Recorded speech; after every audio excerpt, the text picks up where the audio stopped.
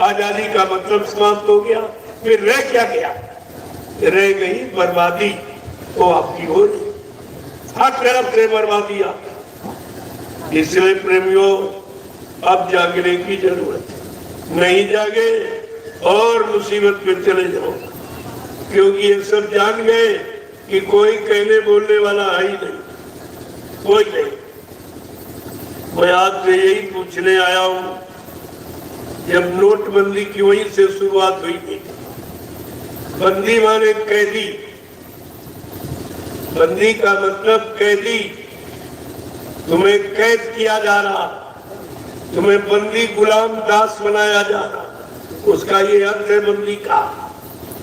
नोटबंदी हुई कहीं? कहा नोटबंदी?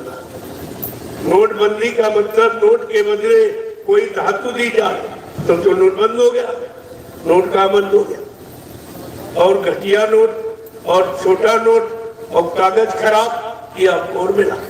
क्या भाई कहा नोटबंदी हो गई? कोई नहीं बोला। और ये भी नहीं पूछा कि 500 रुपए का नोट, 1000 रुपए का नोट जो बंद किया गया वो गया कहाँ? वो भारत की किस बैंक में जमा कर दिया गया? ये भी भारत की जनता को नहीं बताया गया, जबकि और आपकी तरफ से कोई कहने वाला नहीं। मना कह भी रहा हूं, बाकी तुम्हारे प्रति कोई कहने वाला नहीं। कहना इसलिए पड़ रहा कि मैं भी इसी देश का नागरिक हूँ, नागरिक की हैसियत मुझे कहने का अधिकार है, पूछने का अधिकार प्रजातंत्र में है। इसलिए मैं पूछ रहा हूँ कि भाई ये सब कहाँ चला गया, इसका क्या आपने कर दिया, कहाँ लगा दिया, कहाँ खर्चा कर दिया? जनता की भलाई का, जनता के जरूरत के काम के आपने कहाँ पर ये सब लगा दिया? लेकिन कोई सुनने वाला नहीं। नोटबंदी के बाद आप में आ गई लॉकडाउन, ये भी बंदी। लॉकडाउन का मतलब ही बंद, लॉक माने बंद, डाउन माने नीचे गिरा। बंद करके तुमको नीचे गिरा दिया, यानी तुमको कहने का अधिकार नहीं। नीचे बैठने गिरने का मतलब तुमको कहने का कोई अधिकार नहीं, मैं कुछ भी करूं।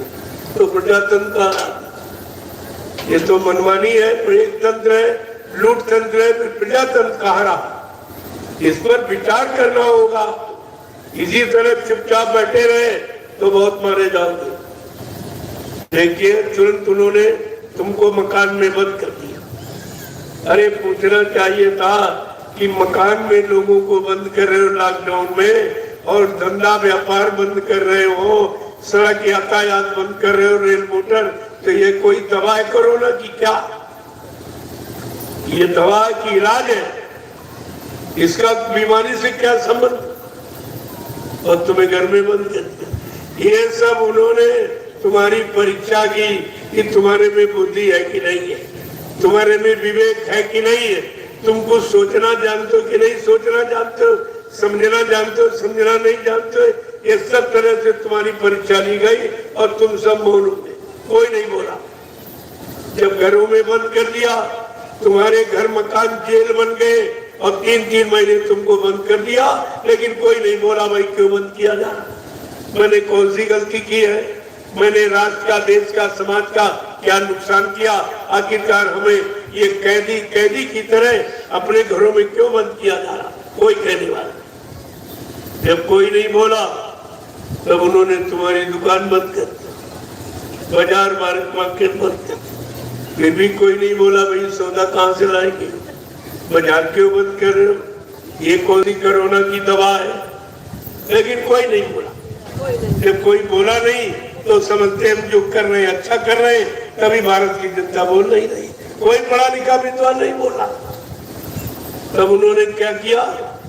तुम्हारे रेल मोटर यातायात, संपर्क मार्ग सब तोड़ दिया, कुछ नहीं। फिर भी नहीं कोई बोला तो उन्होंने कहा कोई बोल ही नहीं रहा, हम जो कर रहे हैं अच्छा कर रहे हैं, तभी तो लोग नहीं बोल रहे। तो उन्होंने फट से तुम्हारा विद्यालय और न्यायालय और कार्यालय सब बंद कर, लेकिन फिर भी कोई नहीं बोला कि विद्यालय बंद कर दोगे इन बच्चों का भविष्य खराब हो जाएगा। अरे भाई 2 दिन 4 दिन बच्चा स्कूल नहीं जाता, कोर्स आगे हो जाता, वो पीछे हो जाता, तो घबराने लगता कैसे पूरा करेंगे। तो 3-3 महीने जब स्कूल में बच्चे नहीं जाएंगे, स्कूल बंद कर दिए जाएंगे, इन बच्चों की पढ़ाई लिखाई खत्म। वो किस लिए किया गया कि बच्चे लिख जाएंगे तो नौकरी मांगेंगे, और नौकरी इनके पास है नहीं, इसलिए उन्होंने ऐसी चाल चली कि विद्यालय ही बंद कर।